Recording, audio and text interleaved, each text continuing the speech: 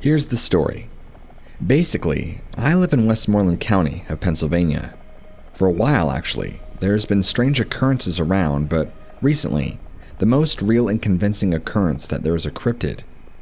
Basically, my girlfriend vacationed at a place where there was known to be Seneca tribes, so I don't know if she brought back something. Anyway, she's over tonight, and I live with another friend, FYI.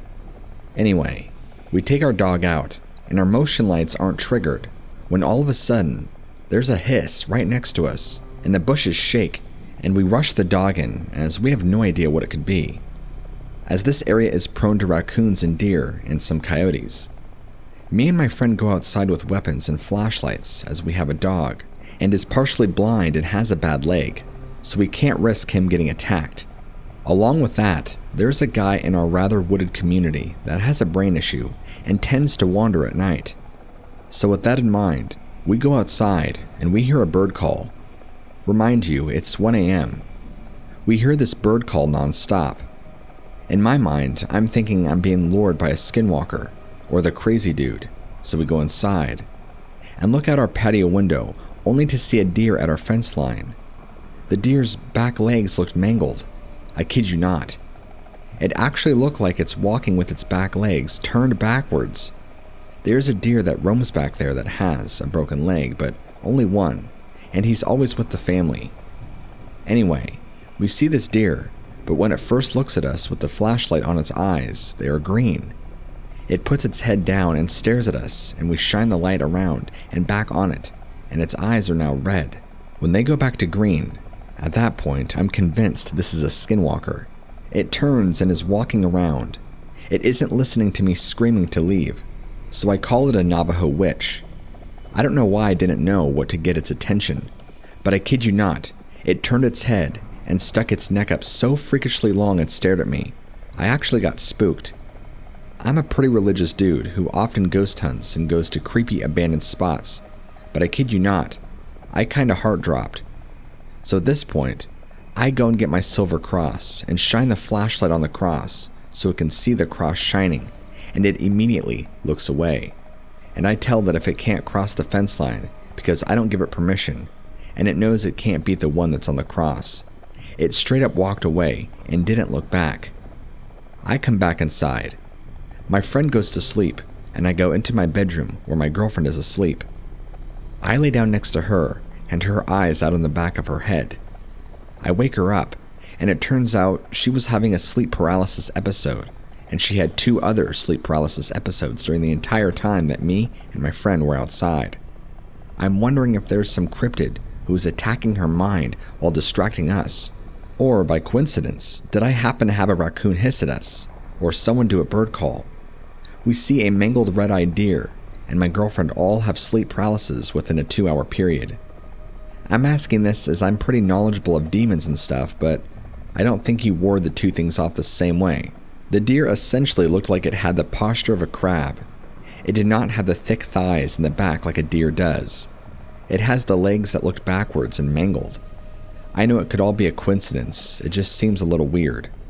Also, I'm aware skinwalkers are pretty much Navajo exclusive or whatever, but I don't know what else to call something like that.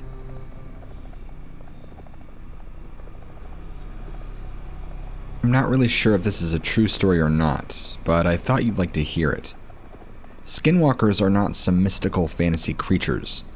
No, they are evil witches who like to cause pain and misfortune on others, and who may even cause death.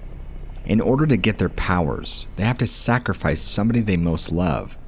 The more they sacrifice, the more powers they get. This is an old story that happened in the 40s or the 50s, about a man who lived with his sheep and his dog in the middle of nowhere in his hogan. For weeks, he heard and saw strange things happening around him, like a black shadow running, knocking on his house, a man's cough, and his sheep missing and later found dead and mutilated, until he found his dog dead. Tired and afraid of this, he went to a medicine man. They told the medicine man that he was experiencing. He blessed the man and told him to cover himself with ash, leave no part uncovered, and to sit outside his house with a rifle and to wait for it to come. And when you see it, you'll know when you see it. you shoot at it, and it will leave you alone. So the man did as asked. He waited in the dark for a long time before he heard it. Something was coming towards his house. When he looked to his left, he saw a dog or a coyote. He knew it then for what it was. He slowly raised the rifle and aimed it at the dog creature and shot at it.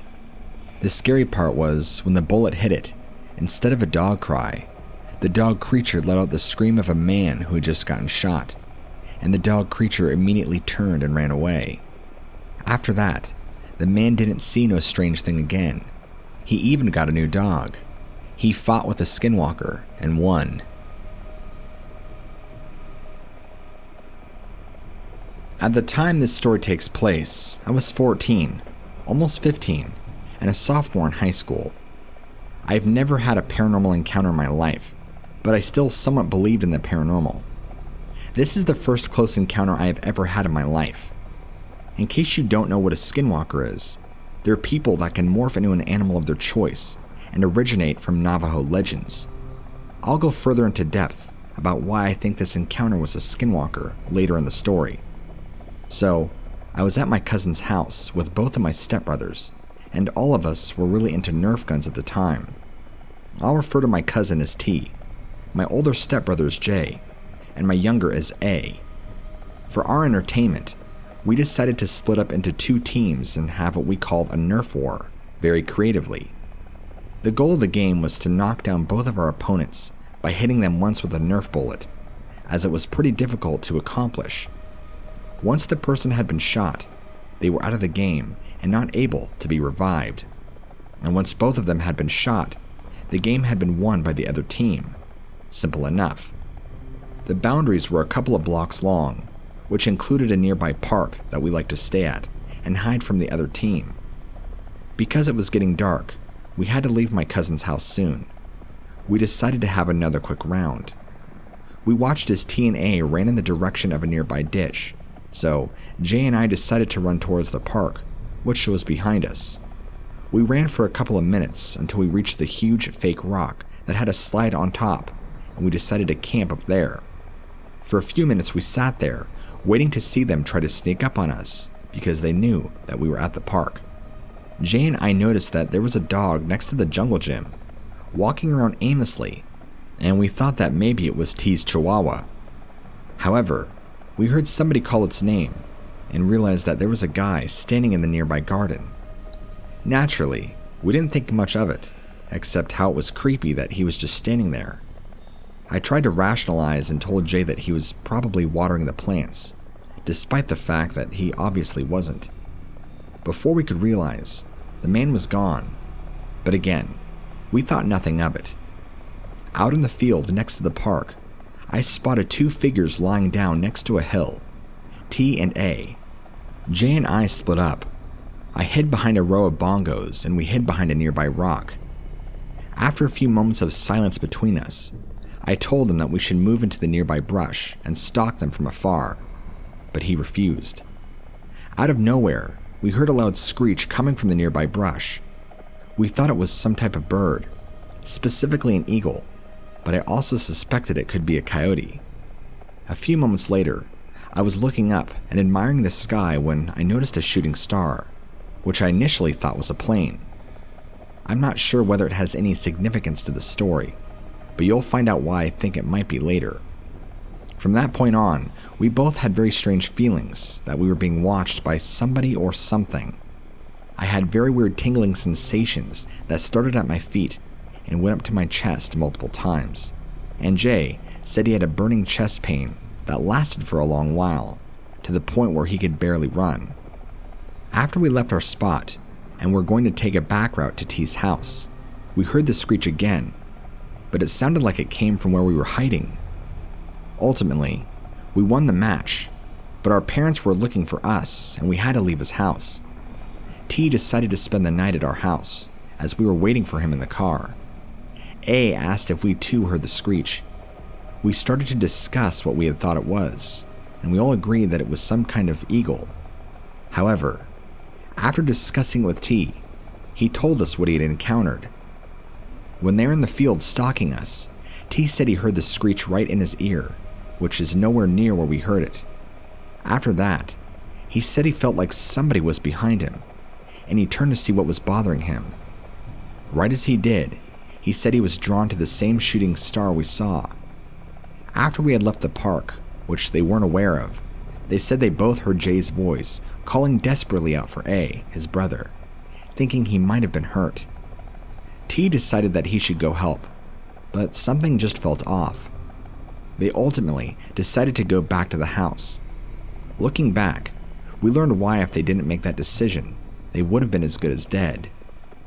T said that he had the exact same feelings as we did while making his way back to the house. Because I was a big fan of horror stories and had heard much about skinwalkers, I asked them if they thought it could possibly be a skinwalker, but nobody really thought so. I decided to do some research, and we all realized that a skinwalker fits the situation perfectly. First of all, an eagle is one of the most common forms that skinwalkers take, which would explain how we all thought the screech came from an eagle. Secondly, both teams heard the screech at different locations, and skinwalkers are known to move extremely quick. Third, they can morph into familiar faces and also imitate voices, which would explain how they heard Jay's voice calling out after we left the park. Lastly, they can actually dig through your mind and know what your fears are, and T was always afraid of people getting hurt while we were playing. That night, we were all extremely scared because of all the videos and stories we watched about skinwalkers. However, the final piece to the puzzle was when I woke up to A standing in the doorway, crying. Our dog had died the night before in her sleep. According to one of the many sources I found, I read that some skinwalkers are able to poison the loved ones of their victims after an encounter. What do you guys think? Do you think what I encountered was an actual skinwalker, or was it just a huge coincidence?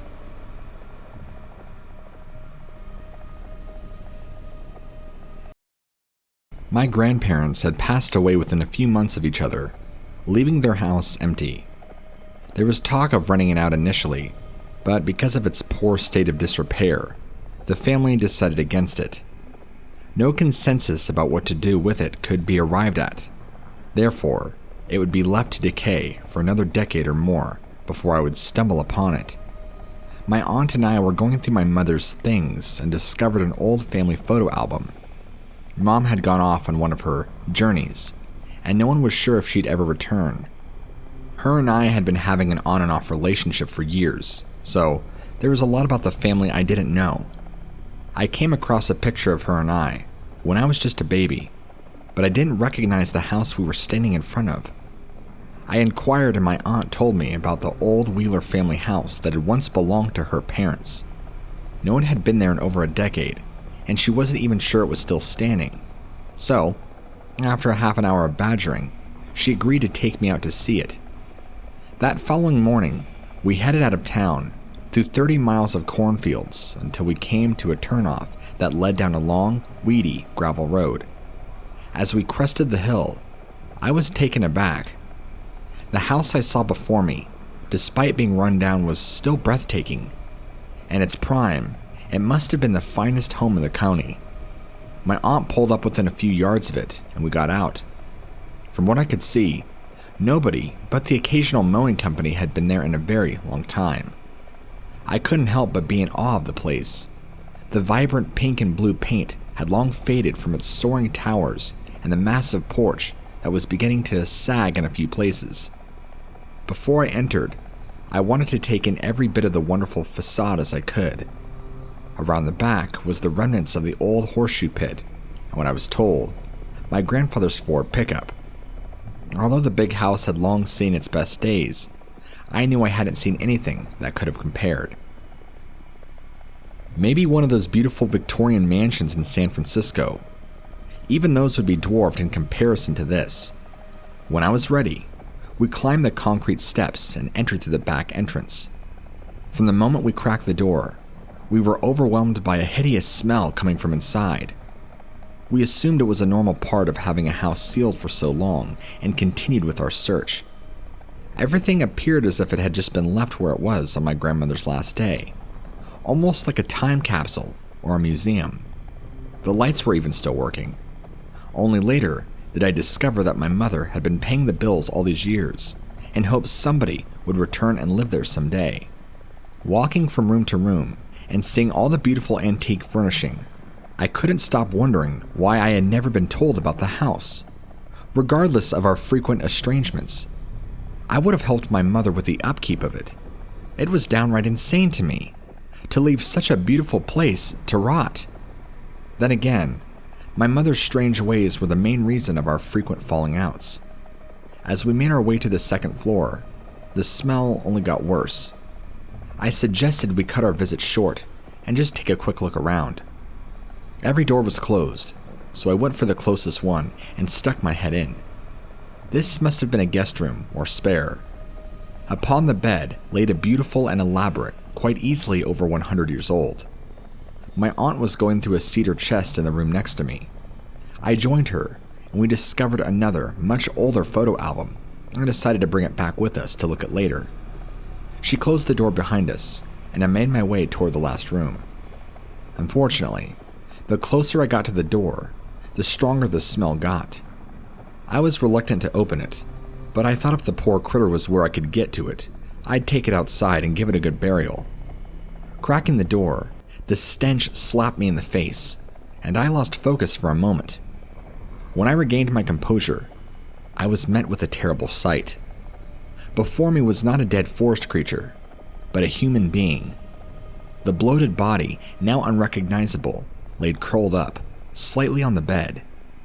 I could feel my knees begin to buckle, so I turned as quickly as possible away and out of the room. My aunt was confused by my behavior and stuck her head in before yanking it out quickly again. We both ran down the stairs where the smell was less potent, and I called 911. The officers spent a few minutes in the room before coming back out with a small piece of paper and a driver's license. One of them joined us at the table where we were sitting and asked a few questions about my mother. This made me nervous, and I began demanding he explain himself. A serious look came across his face, and he told us that the body appeared to belong to my mother. I didn't want to believe it at first, but when he handed me her license, I knew it was true. My aunt and I held each other for a long time and cried. The officer gave us a few moments before interjecting himself again. Then he asked me if I knew why she would take her own life. I had naturally assumed Mom had died in her sleep. She was an older woman, but the note he handed me made everything clear. She had been depressed for a long time because of our being at odds with each other, and the last time we spoke, some things were said she feared she couldn't take back. The morning after our argument, she decided to return to the only place she'd ever been happy. Although she claimed to not be sure of what she was going to do at the time, the poor state of house just sent her over the edge. The last sentence asked that I not blame myself for her death, and that I move on with my life. The ending read simply, "Goodbye, Mom." A couple of weeks later, after everybody had time to deal with their grief, I brought the remaining family members together. After seeing the old house and realizing how poor the condition of it, and that it hurt my mother, I proposed that we try to raise the money to renovate it. In light of what had just occurred, I wanted to, at least, try to create something positive from our tragedy. I was giving their blessing and went to work. It took some time, but on the first day of spring, 2018, the Historical Society allowed me to lead the first tour of the newly restored Wheeler Mansion. A great day could have been much better had my mother been there with me. No matter our differences, it was her who inspired me, and the only one who truly made it all possible. For the hunting season of 2017, I got in on a lease with a guy from work. I didn't have time to check the area out before the season started, so the inevitable occurred, and I got lost my first day. That morning, I left the camp just before dawn. I'm not the kind that hunts from a stand. I'm your traditional stalk and shoot type of hunter. Since I wasn't familiar with the lease and I, stupidly, left my GPS back at the camp, I had to stick to the main paths in order to not get lost. Most of the morning, I did well.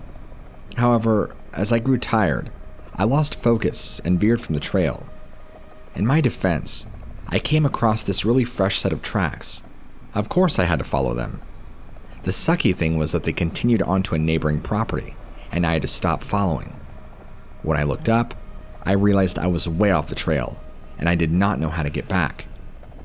The rest of the day was spent trying to find my way back to camp. About an hour before dark, I noticed a rundown house or cabin in the distance. By now, I wasn't sure whose property I was on. I hoped that if somebody was living there, they could help me. But as I got closer, I could tell the place had been abandoned for a good while. I knocked to make sure, but with no reply, I made myself at home. My first goal was to get a fire going. After I did that, I began combing through the cabinets for food or other things that I thought could help me. Not much, but a questionable can of chili and some candles were found. I heated up the chili over the fire and combined it with a half-eaten bag of chips. After dinner, I looked through the bedroom and discovered an old map of the area. I wasn't sure how accurate it would be after all that time, but I was happy to find it. I spread it out on the floor in front of the fireplace and planned my course for the morning. I was shocked to see I had veered off over 5 miles from where I'd started. At some point, I must have dozed off. During the night, I had a super vivid dream that a man was sitting in the chair next to me, just staring. The guy never said a word. When I jerked awake and saw that I was alone, I was relieved and quickly fell back asleep. The following morning, I woke up at 6:15 and got my stuff together. I made sure the fire was completely put out and headed back to camp. I just stepped out from the house when I came face to face with a strange man. The guy from my dream, in fact. I was confused at first, but when he spoke, I knew my dream had really happened. This man was holding an old Marlin 30-30, not an odd sight for a hunter during deer season. This dude did not look like a hunter though. He wore old dirty backpack and normal bright yet dingy street clothes. His eyes had a very crazed look to them that made me uncomfortable to gaze at. I was surprised but regained my calm and said, "Good morning." Instead of saying it back, he just stared at me with his crazed black eyes. I began to say something else, but he interrupted and asked what I was doing in the cabin. Before I could answer, he blurted out that it was his place. I continued and explained what had happened the day before. The entire time I was telling him, he was gripping the rifle so tightly, his knuckles were white. His behavior was beginning to scare me. The only thing I wanted to do was go back to camp and then home. The last word had barely left my lips before he angrily told me that it was his place. It appeared to have been empty for quite a while, but I wasn't going to argue with him. I apologized as quickly as I could and went on my way. For a good 100 yards or more, I kept looking behind me. I was waiting to get shot in the back. Every time I looked back, he was staring, maniacally, back at me, death gripping his gun. It took a couple of hours for me to find my way back. By then, I'd have plenty of time to dwell upon our encounter, and I was fully freaked out. The guys that were still in camp were happy to see me and asked what had happened. I just said I got lost and camped out for the night, never mentioning the nutcase I met. I doubt they'd take it seriously anyhow. The whole experience had me so scared, I wanted nothing more than to get home. The other guys must have thought I was crazy. After throwing all my stuff into the back of my truck, I tore off out of there and never returned. I knew I'd never be able to feel safe knowing that Kook was somewhere out in the woods, possibly watching me. That following Monday, my friend asked what had caused me to leave so abruptly. I made up some lie about my wife being sick. I'm not sure he believed it. Nothing was said about it again, and maybe things are better that way.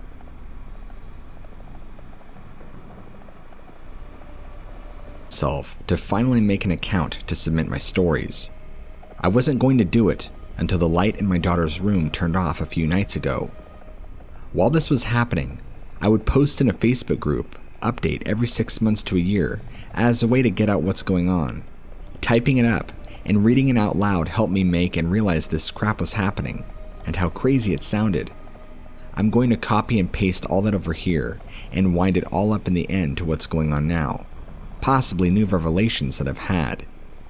This all began back in December of 2014 and ended around December of 2018. I'll include as much detail as I can, and remember, and will also change the names of people since events and stories like this are often met with doubt or ridicule. In 2014, my pregnant wife, our son, my wife's niece, whom we gained temporary custody of for a year so she could finish high school, her son and I all moved to an area close to where I grew up in Central Texas. It was a growing suburb with good schools and a good community that was located close to where I was working. To the east is a large safe city, and to every other direction is ranching land, hill country, and old creeks. We found a house to rent in a subdivision that started being built in the late 1990s and finished around 2010 that has a nice creek running through it. It was once a Texas Ranger fort before the Civil War. There were many kind of skirmishes that occurred in this area between the Rangers and the natives. Some of them are pretty well known if you know the history of the area. There are a few locations miles away where the natives massacred settlers traveling between towns in the early to mid 1800s.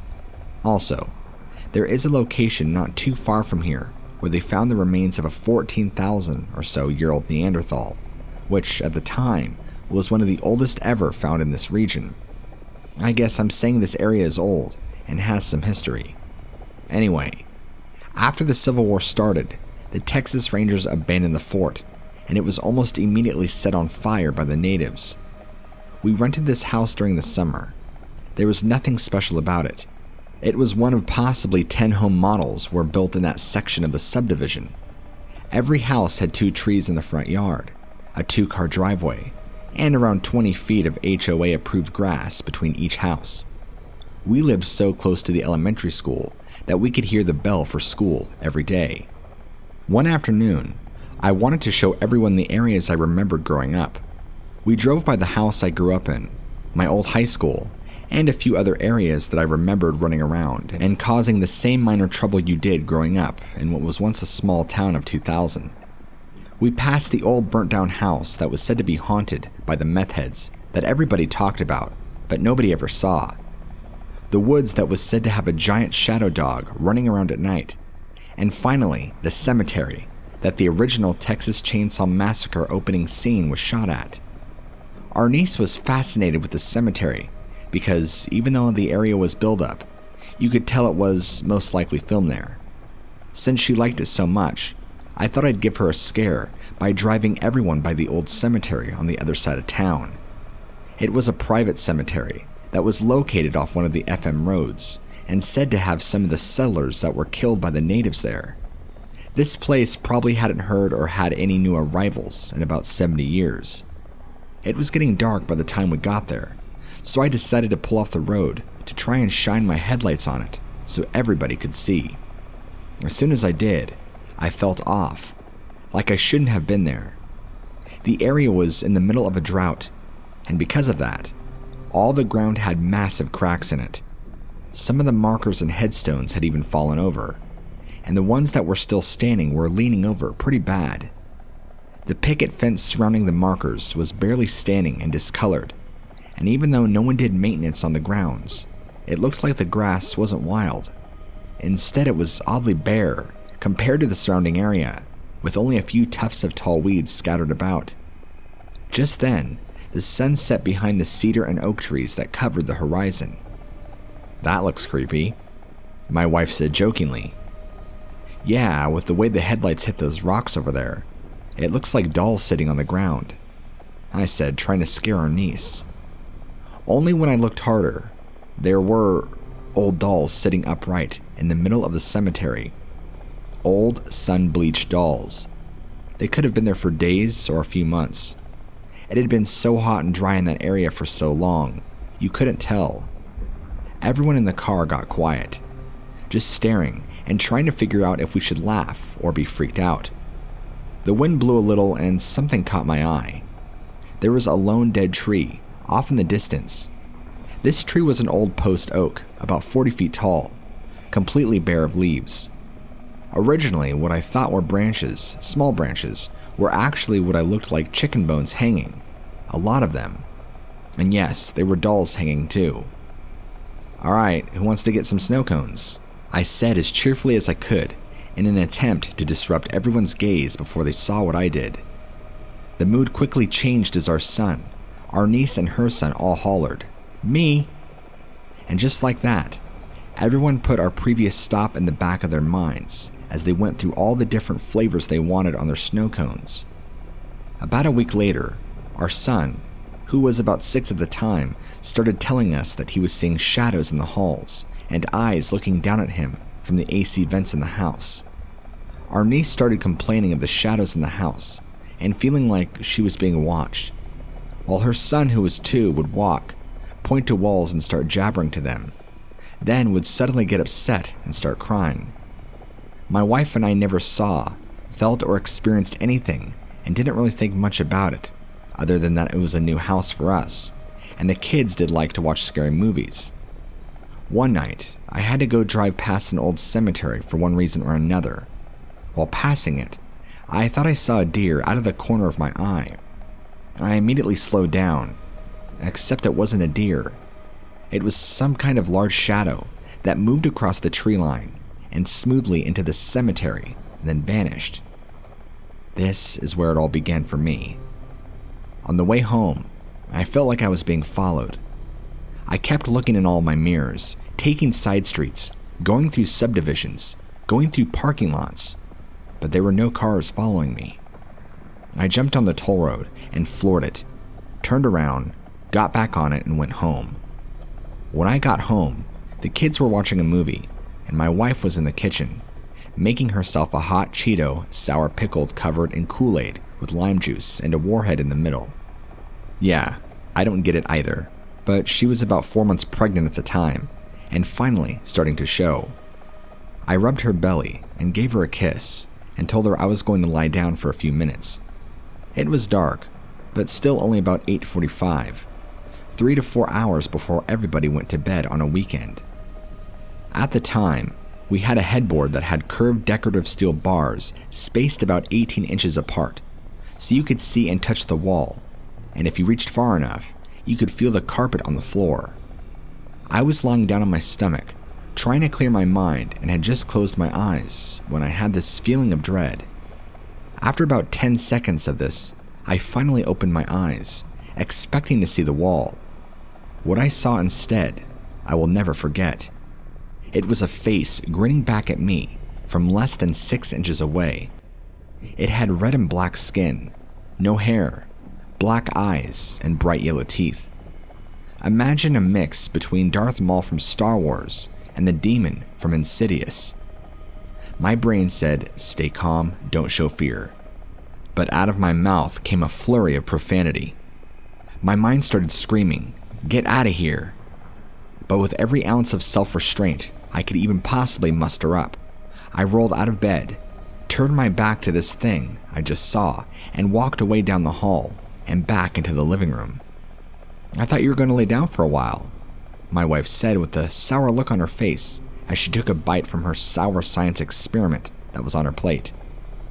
"Yeah, I think I'm going to lay down in here instead. I thought I saw something." I replied calmly, trying not to freak out my family. I don't know how I did it.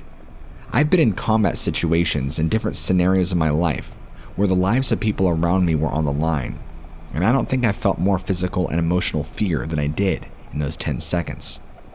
Not only did I see what at times felt like a pure incarnation of evil, but it was in my house, where my pregnant wife slept, where my son played, where my niece's son liked to hide. This thing was in my house, and it was playing games with us. Over the next week or so, things got worse. I was having nightmares and hearing footsteps in the house. My son was having night terrors. Our niece couldn't fall asleep, and her son was always crying. I was new to my section and had recently changed jobs when I re-enlisted, so it was a new situation for me. I worked along many civilian contractors. Most of them were retired sergeant majors. A few of them were lower enlisted guys that just happened to be at the right place at the right time for a job opening up when their contract was up. Mrs. Z was somewhere in between. She was the only contractor I had spoke to regularly, so when I came into work one Monday, looking like something was wrong, she asked me if everything was okay. I was trying to test how she would respond. My son is saying that he's seeing shadows in the house and it's keeping him up at night. And last night was a rough night, I said. Really? Is your house haunted? She said totally seriously. Boom, question answered. I looked around. Well, I proceeded to tell her everything that had happened. She explained to me that her family were strong Catholics and from Brazil. Her mother was able to sense things, could see auras, and would end up giving me some tips that might be helpful. Well, nothing helped. Then finally, she said her family was going to go to South Texas to see some friends this coming weekend, and while they were there, they were going to stop by this miracle church to pick up some holy water and would pick some up for me as well. The next Monday could not come fast enough. At work, she handed me the holy water. I looked at it. Was in an old water bottle. Odd. But who am I to say what type of container such a gift should be held in? She told me what to do. Put it in a spray bottle. Spray every corner of every room of the house, every closet, pantry, bathroom, up high and down low. Spray above every door and every window, every AC vent. Do this all while saying this Bible verse. Start in the front rooms of the house. Leave the back door open and slowly work your way to the back door so anything in there is forced to leave the house. She handed me a slip of paper. I looked at it, and it read, Plead my cause, O Lord, with them that strive with me. Fight against them that fight against me. Take hold of their shield and buckler, and stand up for mine help.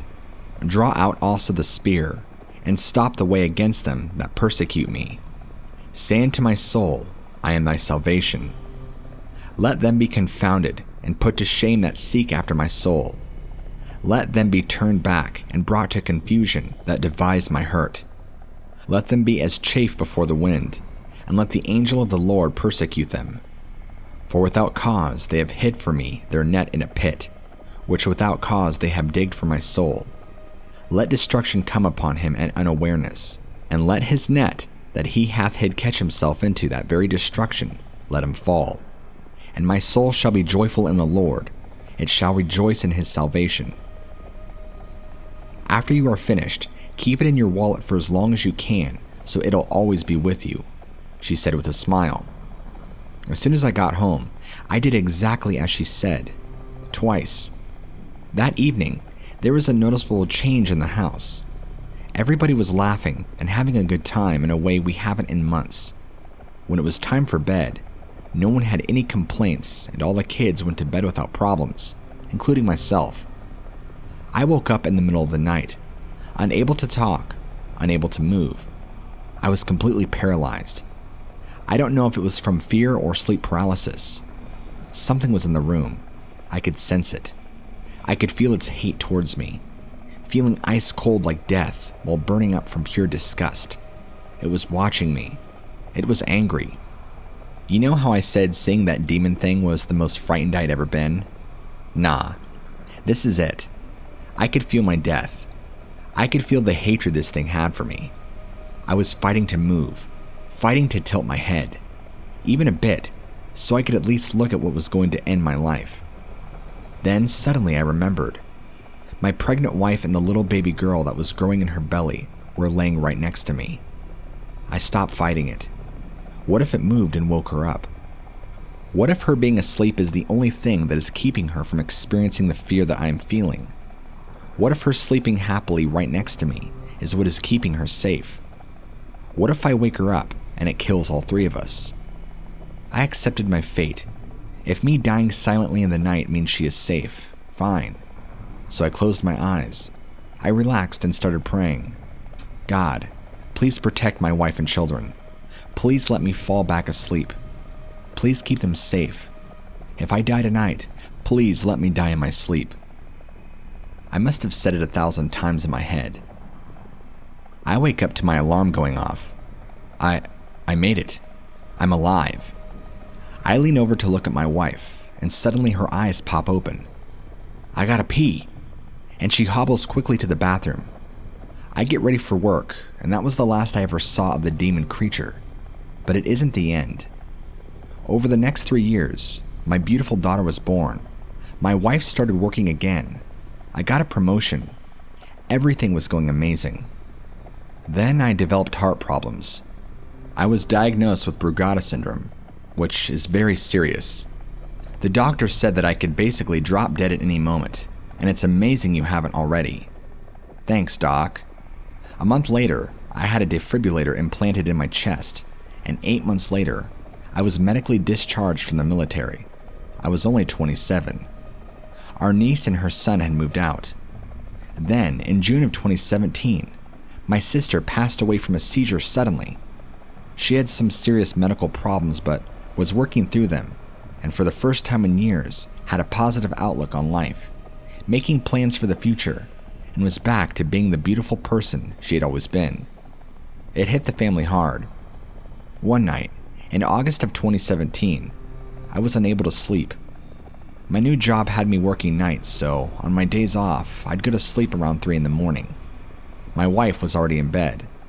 I went to lay down but kept hearing noises, creaks, chirps, and what sounded like footsteps. You know, the kind of stuff that you write off as the house settling, the wind blowing outside, or the AC kicking on or off. I kept my eyes closed, mainly not to alarm myself, and try to force myself to fall asleep. Then, I got this feeling that something was in my room. It wasn't like the feeling I had previously. I was just uncomfortable, like something was off. I opened my eyes, and as soon as I did, a shadow bolted around the corner in the room. I thought it was my wife. "Babe, you okay?" My daughter moved around in her crib a little, and I looked over to her, only to see my wife asleep next to me. This happened a few more times, but things were starting up again slowly. It started with my oldest son sleepwalking. He had never done it before. We would wake up with him staring at a wall in our bedroom. It completely frightened my wife with the first time. I'm not gonna lie, I thought he was possessed or something the first time. He was just standing there in the corner of the room, breathing hard, and would quietly say, "Ha, ha, ha." Really creepy. But after the 3rd or 4th time we found him doing that, or found him walking around the house, we would just gently guide him back to his room, and everything would be okay. He never remembered it in the morning.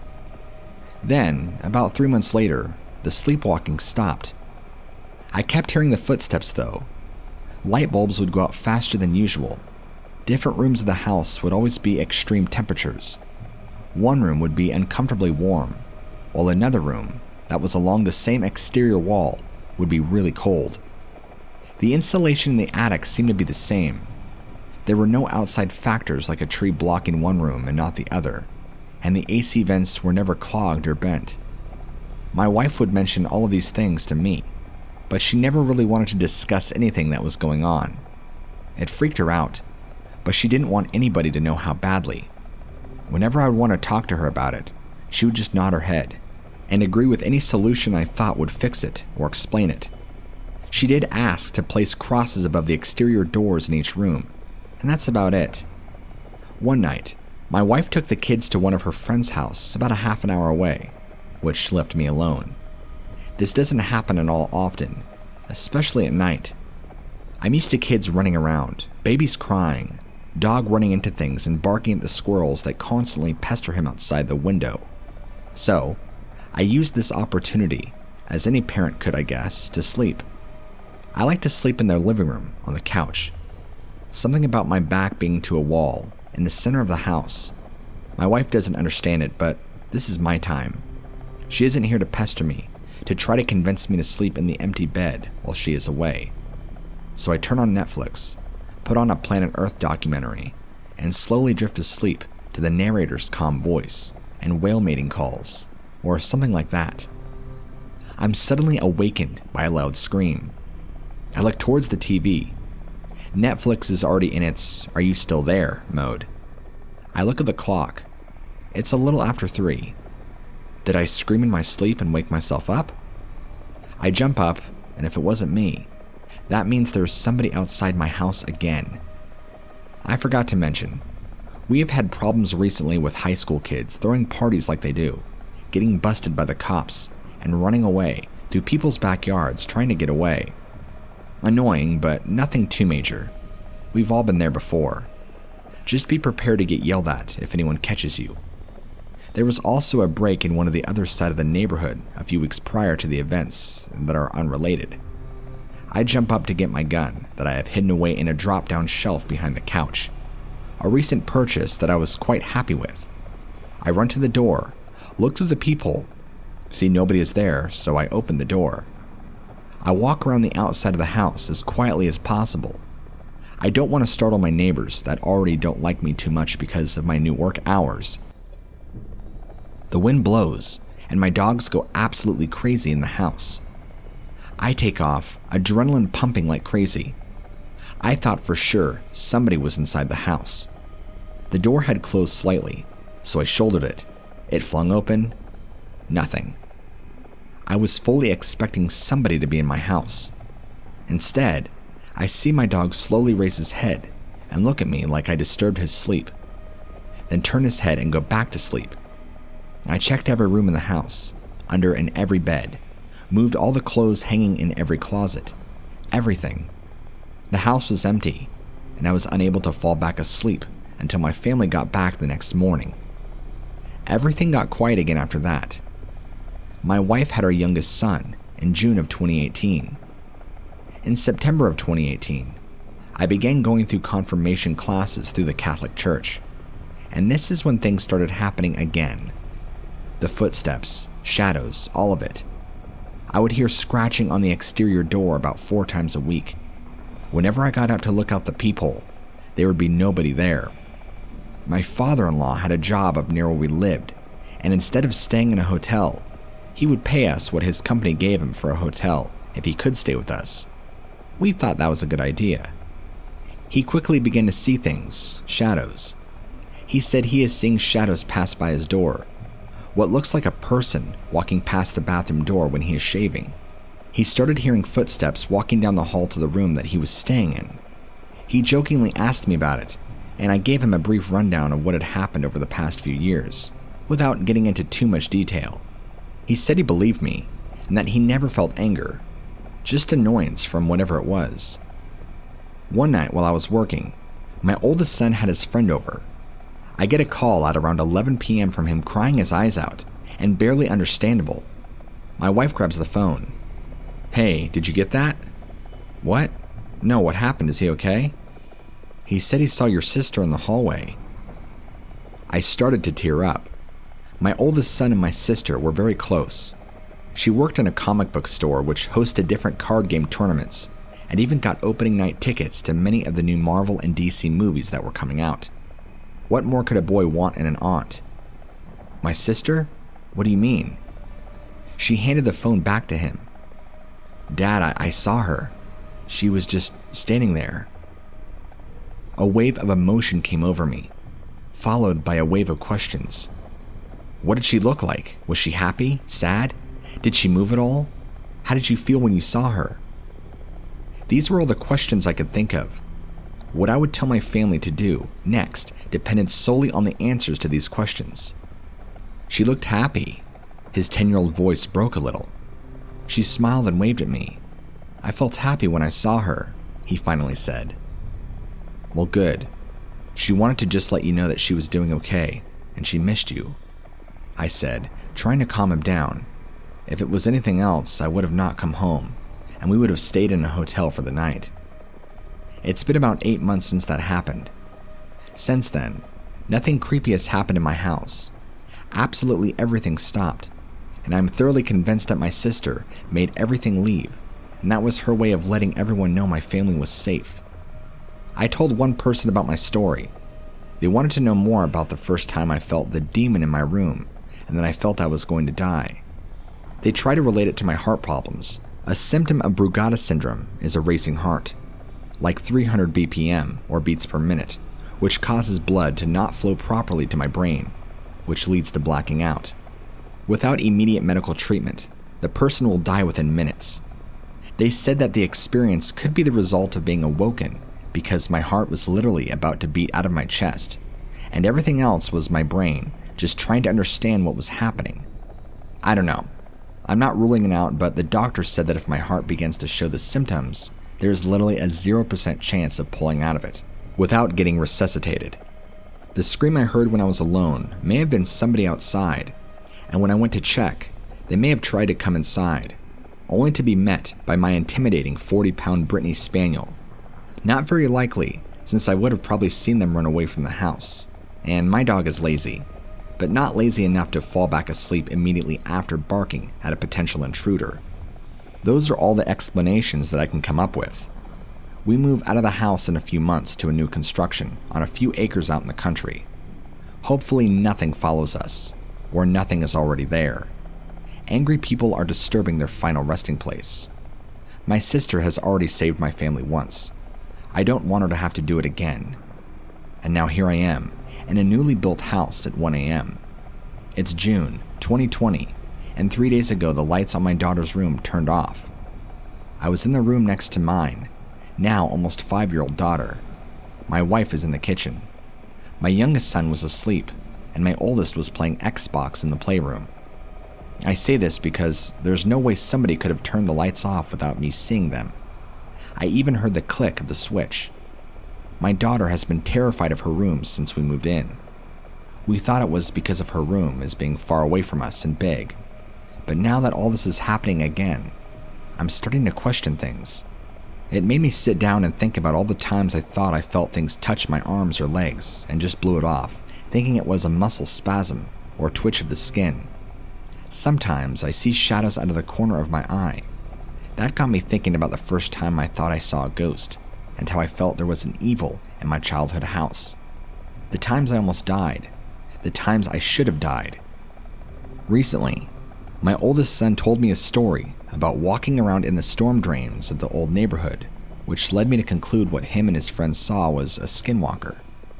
I'll post those stories if this one goes well. Possibly a few